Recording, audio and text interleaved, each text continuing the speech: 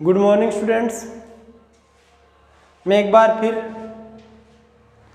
आपके सामने बिडन एकेडमी बुच्चावास के ऑनलाइन प्लेटफॉर्म पर भौतिक विज्ञान क्लास 12 का लेक्चर नंबर 4 लेकर आया हूँ, जिसके अंदर हम अध्ययन करेंगे कूलम्ब्स लॉ यानी कूलम्ब के नियम का। आज का हमारा टॉपिक रहेगा कूलम्ब्स लॉ, कूलम्ब का नियम, कूलम्ब का नियम।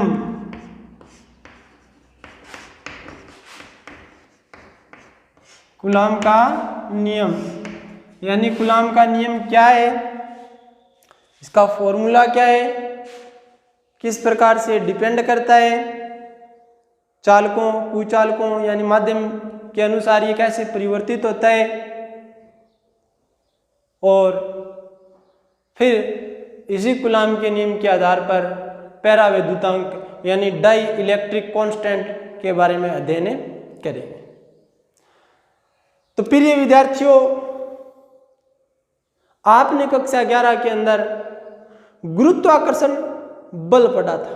मैं आपको एक बार याद दिला देता हूं कि गुरुत्वाकर्षण बल का आपने फाइनली जो फॉर्मूला प्राप्त किया था वो F बराबर जी m1 m2 बट्टा r स्क्वायर के रूप में प्राप्त किया था।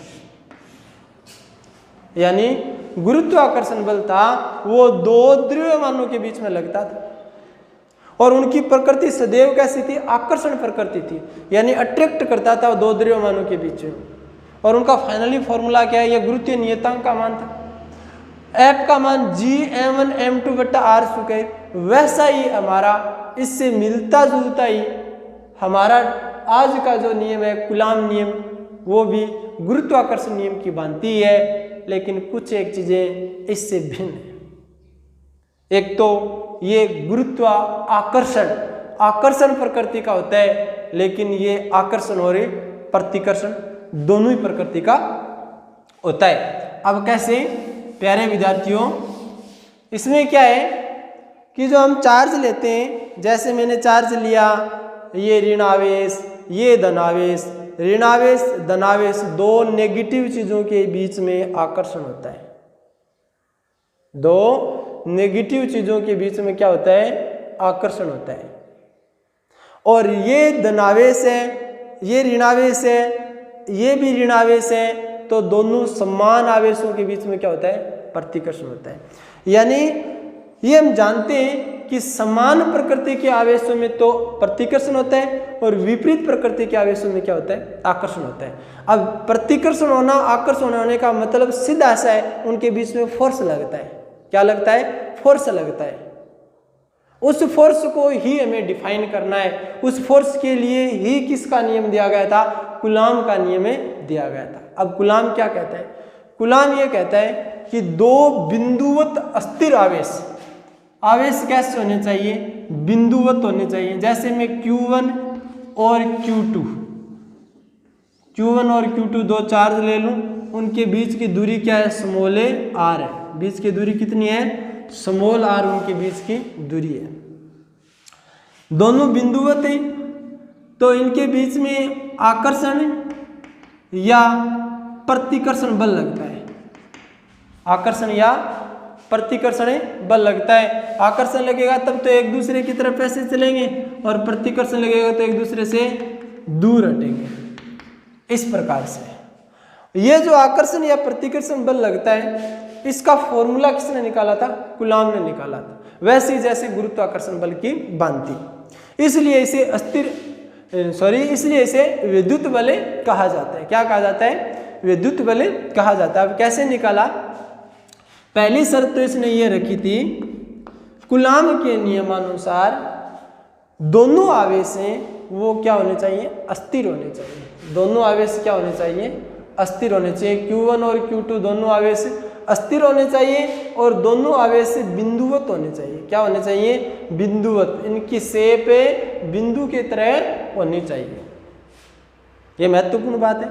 कूलाम के नियम के लिए महत्वपूर्ण बात है कि वही जो चार्ज है वो बिंदुवत और अस्थिर होना चाहिए। अब ये अस्थिर क्यों होना चाहिए, गतिशील क्यों नहीं हो सकता?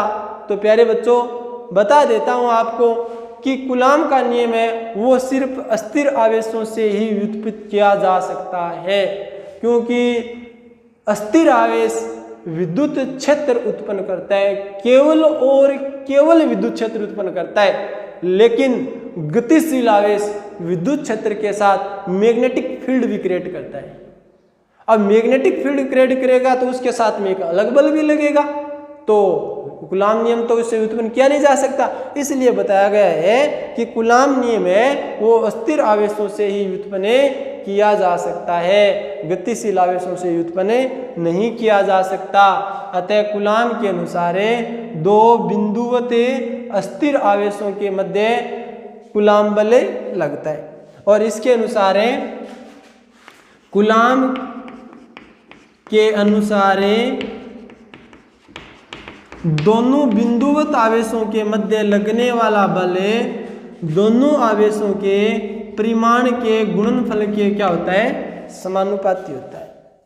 यानी F का मान होता है वो Q1 इंटू Q2, यानी दोनों आवेशों के परिमाण, Q1 का परिमाण और Q2 का परिमाण, Q1 और Q2 दोनों आवेशों के परिमाण के क्या होता है, परिमाण के गुणनफल के समानुपाती होता है, तथा दोनों आवेशों के बीच की दूरी के वर्ग के व्युत्क्रमानुपाती होता है।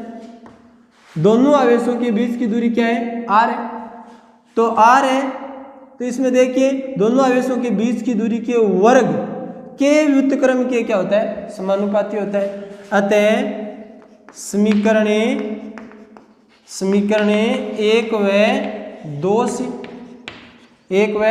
2 से मैं ऐसे लिख सकता हूँ F समानुपाती Q1 Q2 बटा R स्क्वायर, F समानुपाती Q1 Q2 बटा R स्क्वायर।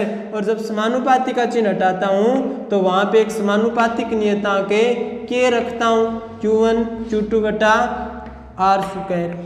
ये कूलाम का फॉर्मूला है, यही कूलाम का सूत्र है, यही कूलाम का नियम है, जहां के एक समानुपातिक नियतांक है, समानुपातिक नियतांक है जिसका मान क्या होता है, के का मान 1/4 पाई एप्सिलॉन नॉट, यानी 9 × 10⁹। अब मात्रक क्या होगा, तो मात्रक हमें निकालना आना चाहिए। के का मात्रक न्यूटन मीटर स्क्वायर प्रति coulomb square, newton metre square प्रति कूलाम स्क्वायर, ये के का मान होता है। अर्थात मैं ऐसे बोल दूं कि F का मान होता है वो होता है 1/4 pi epsilon not Q1 Q2 बटा R स्क्वायर। ये हमारे पास कूलाम का नियम है, यह कूलाम का नियम है। प्रिय विद्यार्थियों ध्यान दीजिए, कूलाम के अनुसार दो बिंदुवत अस्थिर आवेशों के मध्य लगने वाला आकर्षण या प्रतिकर्षण बल दोनों आवेशों के परिमाण के समानुपाती तथा दोनों आवेशों के बीच की दूरी के वर्ग के व्युत्क्रमानुपाती होता है। अर्थात F का जो मान आता है वो आता है K Q1 Q2 बटा R स्क्वायर। वैसे ही जैसे आपके पास F का मान आया था G M1 M2 बटा R स्क्वायर, वैसे ही क्या है इसका K Q1 Q2 बटा R स्क्वायर, जहाँ K एक समानुपातिक नियतांक है और K का मान होता है 1/4 पाई एप्सिलॉन नॉट। और इनका मान कितना होता है, मान याद रखना है बच्चों, मान होता है K का 9 × 10⁹ न्यूटन मीटर स्क्वायर प्रति कूलाम स्क्वायर, और F का मान बन गया है ये हमारे पास। अब आपको ये पूछा जाए क्या पूछा जाए आपको, ये पूछा जाए कि एप्सिलॉन नोट क्या है। इसे एप्सिलॉन 0 बोल दो, एप्सिलॉन ऐसे एप्सिलॉन, इसका मान होता है 8.85 इंटू 10⁻⁻12 कूलम स्क्वायर प्रति न्यूटन मीटर स्क्वायर, ये इसका मात्रक होता है। एप्सिलॉन का मतलब ये हुआ निर्वात की विद्युतशीलता। किसकी विद्युतशीलता? निर्वात की विद्युतशीलता को ही एप्सिलॉन नोट कहा जाता है। निर्वात की विद्युतशीलता, कूलम नियम में निर्वात की विद्युतशीलता एप्सिलॉन नोट का माने कितना होता है? 8.85 इंटू 10⁻⁻12 कूलम स्क्वायर प्रति न्यूटन मीटर स्क्वायर। प्रिय विद्यार्थियों, अब आपको ये पूछा जाए कि जो K है, इस K का विमीय सूत्र क्या होता है? K का विमीय सूत्र क्या होता है? तो आप जानते हो बच्चों, कक्षा 11 के अंदर हमने विमीय सूत्र पढ़े थे।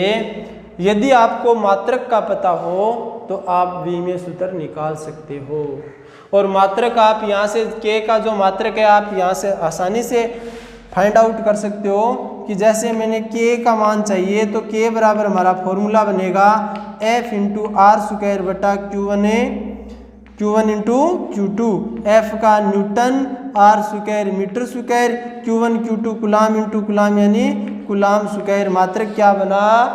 न्यूटन मीटर स्क्वायर प्रति कूलम स्क्वायर। इसी संदर्भ में आप क्या करोगे, जैसे इसका मात्रक आया तो न्यूटन यानी फोर्स का इसका विमीय सूत्र होता है A1 L1T-A 2 into metre square का विमीय सूत्र होता है L2 बटा कूलम स्क्वायर का होता है AT की स्क्वायर। फाइनली मान क्या आ जाएगा इसका? A1 L3T-2 A-2 T की पावर -2। ऐड कर दीजिए A1 L3 T की पावर -4 और A की पावर -2। इसका क्या आ जाएगा? विमीय सूत्र आ जाएगा। किसका विमीय सूत्र है? K का विमीय सूत्र है। और K का मान कितना होता है बच्चों? 9 इंटू 10⁻9 होता है। सूत्र क्या होता है? न्यूटन मीटर स्क्वायर प्रति कूलम स्क्वायर। जैसे आपने K का मान फाइंड आउट किया, K का विमीय सूत्र फाइंड आउट किया, वैसे आप एप्सिलॉन नोट का भी निकाले सकते हो। कैसे निकालोगे? एप्सिलॉन नोट यानी K बराबर 1/4 पाई एप्सिलॉन नोट। तो K और एप्सिलॉन नोट दोनों एक दूसरे की क्या है? व्युत्क्रमानुपाती हैं। यदि आपको एप्सिलॉन नोट चाहिए तो आप K का क्या मान है जो उसको क्या कर दीजिए? उल्टा कर दीजिए। यानी इसका मात्रक क्या आ जाएगा? न्यूटन मीटर प्रति कूलम स्क्वायर का मात्रक क्या हो जाएगा? कूलम स्क्वायर प्रति न्यूटन मीटर हो जाएगा। और इसका मान कितना होता है? 8.85 इंटू 10⁻⁻12 कूलम स्क्वायर प्रति न्यूटन मीटर स्क्वायर होता है। अब आगे देखिए बच्चों, जो हमने कूलम का नियम फाइंड आउट किया है, इनका सदिश रूप क्या होता है? वेक्टर फॉर्म, यानी वेक्टर फॉर्म के अंदर फोर्स क्या का मान क्या होगा? वेक्टर फॉर्म में मान क्या आएगा? सदिश रूप। यानी सदिश में इसका फॉर्मूला कैसे बनेगा? सदिश रूप में। तो देखिए बच्चों, F का मान हमारे पास आया, F बराबर K Q1 Q2 बटा R स्क्वायर। और हम सब ये जानते हैं कि यदि हमें सदिश रूप में डिफाइन करना है तो एकांक सदिश का उपयोग करना होगा। और मैं यहाँ पे क्या लिख दूँ? .r। तो ये किस रूप में आ गया? सदिश रूप में। इसको और खोलूँ तो F सदिश का मान आएगा K Q1 Q2 बटा R की पावर 3 .r सदिश।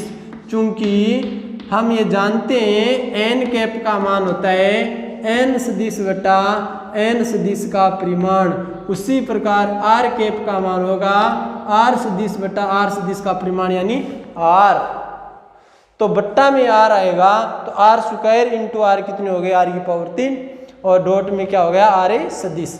ये क्या हो गया इसका वेक्टर फॉर्म हो गया। इसका मतलब है कूलॉम नियम में क्या बताता है दोनों आवेशों के बीच में लगने वाले बल की दिशा भी बताता है। क्या बताता है और दिशा। और कूलॉम नियम के अनुसार दोनों आवेशों के मध्य Q1 और Q2 के बीच में लगने वाले बल की दिशा इन दोनों आवेशों को मिलाने वाली अक्ष के अनुदिश होगी, चाहे वो अंदर की साइड हो चाहे वो बाहर की साइड हो, उस अक्ष के अनुदिश होगी, ऊपर या नीचे नहीं होगी, अक्ष के अकॉर्डिंग चलेगा। तो ये हमारे पास कूलॉम नियम हो गया। इसमें हमने क्या क्या पढ़ा कि कूलॉम के अनुसार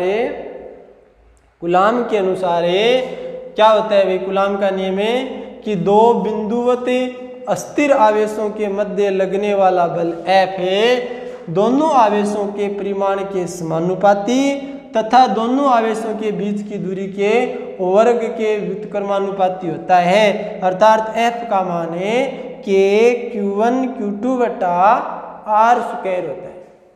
K का मान एक समानुपातिक नियतांक है जिसका मान होता है 1/4 pi epsilon naught an 9 × 10⁹ newton metre square प्रति कूलॉम स्क्वायर। F का मान ये आ गया। एप्सिलॉन नॉट का मान कितना होता है 8.85 × 10⁻12 कूलॉम स्क्वायर प्रति न्यूटन मीटर स्क्वायर। इस एप्सिलॉन नॉट को क्या बोलते हैं निर्वात की विद्युतशीलता बोलते हैं। जो K समानुपातिक नियतांक होता है इसका V में सूत्र क्या होता है आप आसानी से फाइंड आउट कर सकते हो फॉर्मूले से। मान आएगा M1L3 T-4 A-2।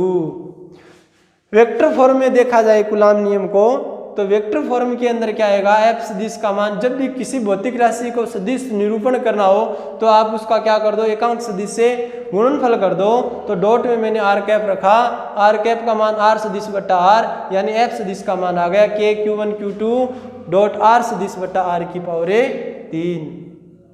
अब बात करें ये कूलॉम जो बल है ये माध्यम पर निर्भर करता है। क्या करता है माध्यम पर निर्भर करता है। इसकी निर्भरता होती है वो माध्यम पर होती है। जैसे आपने गुरुत्वाकर्षण पढ़ा था कक्षा 11 के अंदर, तो गुरुत्वाकर्षण मीडियम से उस पर कोई प्रभाव नहीं पड़ता है, लेकिन कूलॉम बल है वो माध्यम बदलने पर बदल जाता है। क्या हो जाता है बदल जाता है। माध्यम का प्रभाव पड़ता है कूलॉम नियम। अब प्रभाव पड़ता है क्या है वो उस माध्यम के पैरावैद्युतांक से हमें पता चलेगा किस प्रकार से चेंज होगा। यानी एक तरह से देखा जाए तो बल होता है F है, F का जो मान होता है वो सर्वाधिक होता है निर्वात के अंदर। किस में होता है F का मान सर्वाधिक होता है निर्वात में। निर्वात में मान सबसे ज्यादा होता है, फिर मान होता है कुचालक में। किस में होता है कुचालक में, और फिर मान होता है इसका सुचालक में। सुचालक में तो लगभग शून्य होता है। कितना होता है लगभग शून्य होता है। इसीलिए इलेक्ट्रॉन एक ही डायरेक्शन में क्या करते हैं मूवमेंट करते हैं। अब F का मान निर्वात में सबसे ज्यादा होता है, कुचालक में उससे कम होता है, सुचालक में सबसे कम होता है। यानी कहने का मतलब माध्यम बदलने पर इनका बल का मान भी क्या हो जाता है बदल जाता है। इसी संदर्भ में मैं अगले टॉपिक की बात करूं जो है हमारे लिए कूलॉम नियम के बाद में पैरावैद्युतांक। क्या है पैरावैद्युतांक, ये आप नोट कर लीजिए बच्चों। इनके बाद हाँ कूलॉम नियम के बाद में बच्चों हमारा अगला टॉपिक रहेगा इसी में पैरावैद्युतांक यानी डाइइलेक्ट्रिक कांस्टेंट। यानी अगला टॉपिक है हमारा डाइइलेक्ट्रिक कांस्टेंट। इलेक्ट्रिक कांस्टेंट यानी इसका मतलब हुआ परावैद्युतांक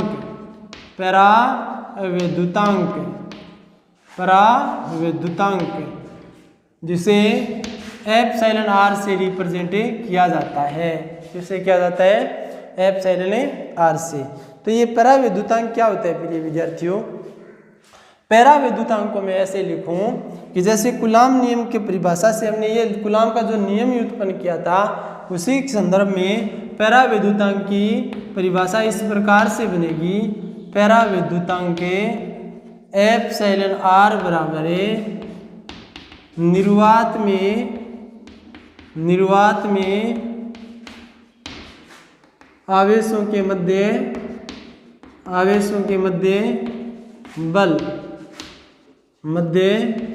बल बट्टा किसी अन्य माध्यम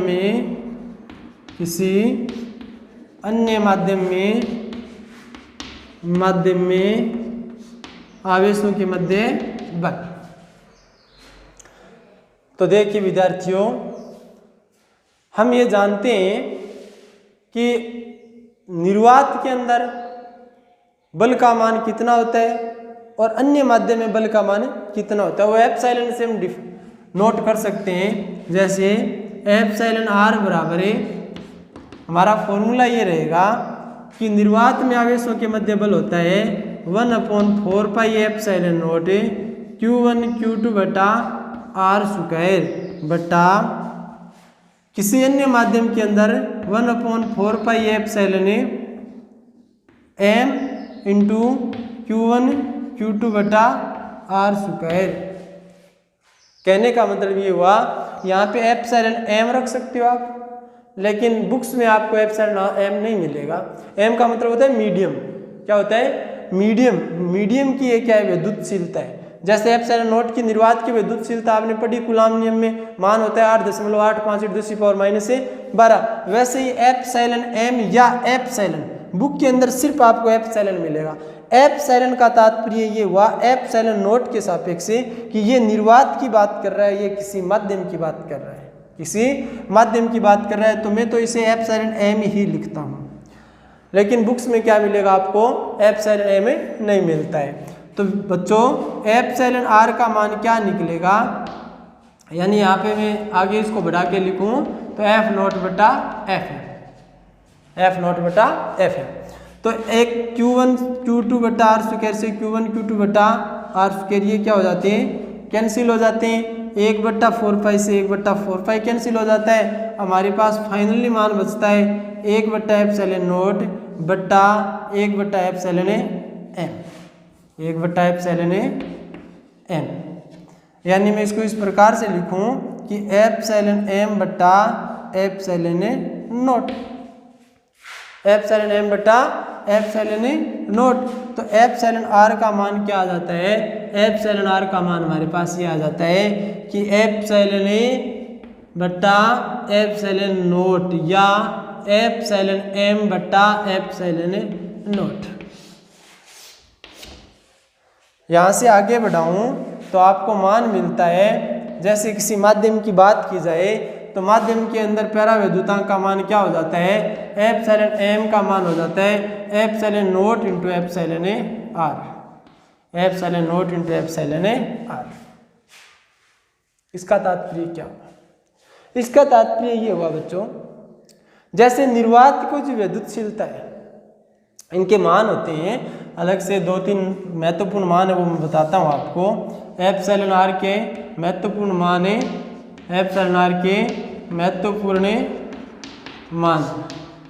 जैसे इन महत्वपूर्ण में एक तो एप्सिलॉन आर के निर्वात का मान कितना होता है? निर्वात के लिए मान होता है इसका 1। क्या होता है? 1। चालक के लिए यानी धातु मेटल के लिए मान होता है इसका इन्फिनिटी अनंत, और जल के लिए मान होता है इसका 80। ये इनके महत्वपूर्ण मान है। वैसे मान और भी होते हैं पारे के, मोम के, लेकिन 3 मान महत्वपूर्ण है। निर्वात के लिए एप्सिलॉन आर का मान कितना होता है? 1 होता है, धातु के लिए अनंत होता है, जल के लिए 80 होता है। अब आपको ये बोला जाए कि एप्सिलॉन नॉट का मान तो आप जानते हो 8.85 × 10⁻12। अब आपको ये बोल दिया गया कि 2 आवेश हैं, उन दोनों आवेशों के मध्य कूलाम बल लग रहा है। यदि उन दोनों आवेशों को निर्वात से निर्वात के माध्यम से और उनको जल में ले जाया जाए। किस में ले जाया जाए? जल में ले जाया जाए। तो इसमें दो क्वेश्चन बन गए।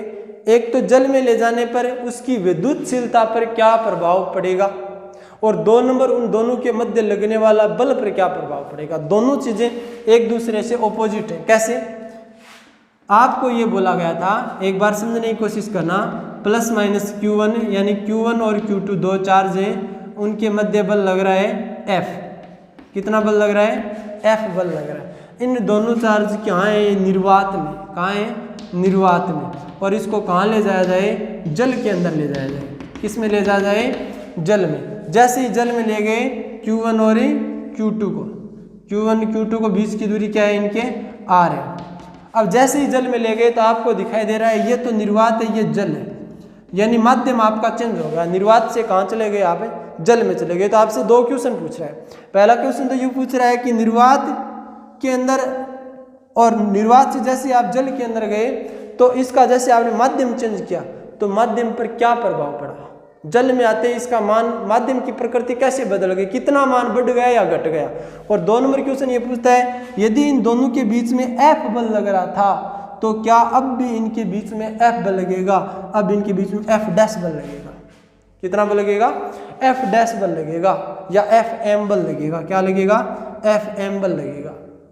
यानी अब मान या तो बल का ज्यादा हो गया या कम हो गया, वो हमें यहाँ से देखना है। एप्सिलॉन m का मान आया epsilon not into epsilon r। तो इसी फॉर्मूले से, यानी एप्सिलॉन m का मान आया कहाँ से? एप्सिलॉन r निर्वात की विद्युतशीलता, पैरा विद्युतांक का मान एप्सिलॉन r बराबर मिला आपको एप्सिलॉन m बटा एप्सिलॉन नॉट। ये फॉर्मूला है पैरा विद्युतांक का। आया कहाँ? एफ नॉट बटा एफ एम से आया है। तो एप्सिलॉन m बटा एप्सिलॉन नॉट है, तो एप्सिलॉन m का मान कितना आएगा? Epsilon r into epsilon not. यानी इसी संदर्भ में मैं आपको क्वेश्चन करूं तो यहाँ पे एप्सिलॉन m का मान कितना हो जाएगा? आपका उत्तर आएगा कि सर एप्सिलॉन m का मान तो होता है epsilon not into epsilon r। और हम ये जानते हैं कि एप्सिलॉन m नॉट का मान तो 8.85 इंटू 10⁻⁻12 होता है। और एप्सिलॉन r के बारे में भी हम ये जानते हैं कि एप्सिलॉन r का मान होता है वो जल के लिए 80 होता है। कितना होता है? 80 होता है। तो अब इसका मान कितना हो जाएगा? यानी कहने का मतलब है एप्सिलॉन नॉट का 80 गुना हो जाता है। एप्सिलॉन नॉट का 80 गुना हो जाता है। सीधा सा तात्पर्य है पहले की तुलना में मान क्या हो गया? बढ़ गया। पैरा विद्युतांक कितना गुना बढ़ गया? पैरा विद्युतांक गुना बढ़ गया। जो पर्टिकुलर मीडियम जिसमें हम जा रहे हैं उसका जो मान होता है उसको एप्सिलॉन नॉट से गुणा कर दिया जाए, उतना गुणा माध्यम का मान है वो क्या हो जाता है? बढ़ जाता है। यानी एप्सिलॉन m का मान है epsilon not into epsilon r। Example आपके सामने है। निर्वात से जैसे ही जल में गए मीडियम चेंज हुआ, चेंज होते ही मीडियम का मान कितना आया? Epsilon m। एप्सिलॉन नॉट का आप जानते हो एप्सिलॉन r जल के लिए कितना होता है? 80 होता है। तो मान 80 रखा, 80 गुना मान बढ़ गया माध्यम का। लेकिन क्या बल बढ़ गया? क्या बल के संदर्भ में क्या कहता है ये? बल के संदर्भ में बात करें तो देखिए बच्चों, इस माध्यम से इस माध्यम में तब जाते हैं तो माध्यम बदलते हैं तो बल का मान कैसे बदल जाता है? बल माध्यम के साथ में कैसे बदल जाता है? तो एफ एम का मान होता है एफ नोट बटा एप्सिलॉन आर होता है। क्या होता है? एफ नोट बटा एप्सिलॉन आर। मतलब क्या हुआ? मतलब ये हुआ कि निर्वात के अंदर, अभी पीछे ही आपको मैंने बताया था, सबसे ज्यादा बल होता है वो कूलाम बल निर्वात के अंदर होता है। और निर्वात के अंदर जो दो आवेशों के मध्य बल लग रहा है Q1 Q2 के बीच में कितना बल लग रहा है? F बल लग रहा है। निर्वात के अंदर लग रहा है। अब इसको निर्वात से मैं जल के अंदर लेकर जाता हूं तो जैसे ही मैं जल के अंदर लेकर गया और मैंने देखा कि जल का जो एप्सिलॉन r है उनका मान तो 80 है। कितना मान है? 80 है। अब मैंने देखा कि अब इसके अंदर मान लग रहा था, जैसे मैं टोटल मान लूं कि एफ का एक बार इसमें मान लिया मैंने कि 100 न्यूटन बल लग रहा है। कितना लग रहा है? 100 न्यूटन। निर्वात में 100 न्यूटन लग रहा है, लेकिन जब जल में लेकर जाता हूं तब इसका मान हो जाता है एफ एम बराबर एफ नोट, यानी 100 बट्टा एप्सिलॉन आर। और एप्सिलॉन आर का मतलब कितना है? 80 है। तो 100 बट्टा कितना हो जाएगा? 80 हो जाएगा। कहने का सीधा सा तात्पर्य ये हुआ कि माध्यम के अंदर बल का मान घट जाता है। और कितना घट जाता है? एप्सिलॉन आर भाग घट जाता है या 1/एप्सिलॉन आर गुणा कम हो जाता है। बल का मान तो कम हो जाता है और विद्युतशीलता का मान क्या हो जाता है? बढ़ जाता है। दोनों एक दूसरे के ऑपोजिट हैं। एक का मान बढ़ता है, दूसरे का मान क्या हो जाता है? घट जाता है। और कितना घटेगा? एप्सिलॉन आर भागे घट जाता है। ये हमारे पास पैराविद्युतांक। और जब पैराविद्युतांक की इकाई की बात की जाए, इकाई आपको मात्रक पूछा जाए तो मात्रक केंद्र राशि होती है। क्या होती है? मात्रक केंद्र राशि। मात्रक केंद्र राशि कैसी हुई? F0/Fm यानी न्यूटन बटा न्यूटन, दोनों क्या हो गए? कैंसिल हो गए। पैराविद्युतांक क्या होती है? एक मात्रक केंद्र राशि होती है। धन्यवाद दोस्तों। अगले वीडियो के अंदर बात करेंगे नेक्स्ट चैप्टर की, वो होगा vector form of A Coulomb's law. धन्यवाद।